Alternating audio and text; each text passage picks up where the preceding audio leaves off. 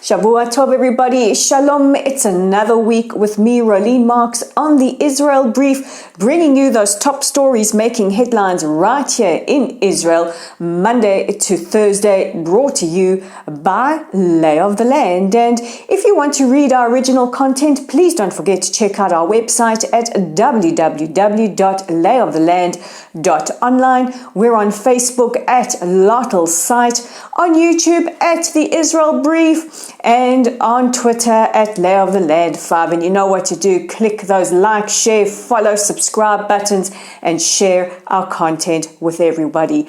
But let's get into today's top stories. And history has been made once again, this time by President Isaac Herzog and his wife Michal, as they became yesterday the first presidential couple from Israel to visit the United Arab Emirates. What was also particularly moving is that they flew over Saudi airspace with the permission of the Saudis, and the president went into the cockpit of the plane and commented on how beautiful it was to see this. They landed and were received by a military guard of honor and went on to visit and meet with high-ranking officials and eventually Crown Prince Mohammed bin Zayed himself. The Crown Prince hosted the president in the presidential palace, and it was extraordinarily moving to see and to hear Hatikva, the national anthem of Israel, being played in the capital of the United Arab Emirates. Today, the president opened the Israel National Day at the Dubai Expo.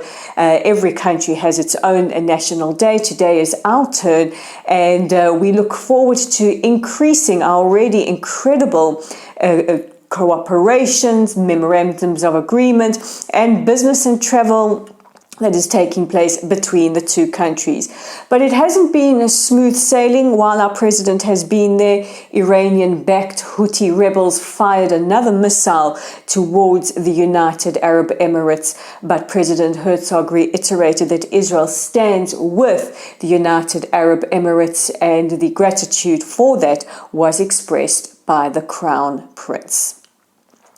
In other news, we now come closer to home to the Gaza Strip, where an extraordinary event is taking place online. Thousands of young activists have taken to online platforms in a rare online protest against Hamas. They've called their protest "We Want to Live" and have severely criticized Hamas for their bad governance, which has seen the beleaguered Strip go from worsening humanitarian crisis to worsening humanitarian crisis. The young activists have blamed Hamas for the lack of money, the lack of electricity, and the fact that 75% of young Gazans are unemployed. They will take to the social media and internet platforms again soon to carry on their "We Want to Live" protest. Meanwhile, Hamas has been engaging in massive evictions from the area around the Rafah crossing as they want to appropriate the land. Hamas have evicted and bulldozed the homes of over 100 Palestinian families, and it has started to make its way into the mainstream media. And I just found it interesting that because when we have legal disputes over the suburb of Sheikh Jarrah that go all the way up into our court, through to the district court in Jerusalem, through various legal apparatus and are legally based, there is a lot of international coverage. But when ordinary Gazans who have already faced a severe humanitarian crisis lose their homes and their homes are bulldozed, nobody seems to say a thing. I don't know, maybe it's just me. Maybe I missed those protests and those social media platform posts taking place around the world. And from the Gaza Strip, we now go to Kuwait, another landmark op-ed, this time in the Arab Times, written by the editor-in-chief, who is Kuwaiti. In an op-ed, he has basically excoriated or criticized the Palestinians, saying the Gulf states have given billions in aid, have supported their rights to national self-determination, have backed them in their wars, and in response to that, they have received insults, they have received incredible ingratitude, and they have seen the Palestinians supporting the Iranian-backed Houthi rebels. Now, Houthi rebels rather. Now, what is quite fascinating is that when the Houthi rebels fired on the Emirates just several weeks ago, Hamas immediately came out in support of them. Well, I guess they do share a state sponsor in terror in common, and that is Iran. Meanwhile, the editor goes on to say that all Gulf states should normalize ties with Israel, saying Israel is a powerful country within the region, and those who want to be foolish, quote unquote, can fend for themselves.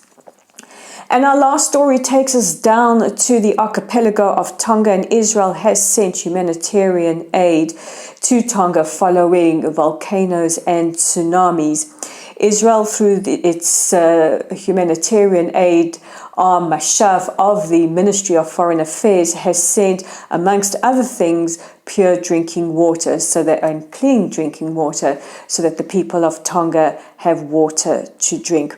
This is not the first time that Israel has come out and offered humanitarian assistance to countries around the world that have been struck either by natural or man-made disasters.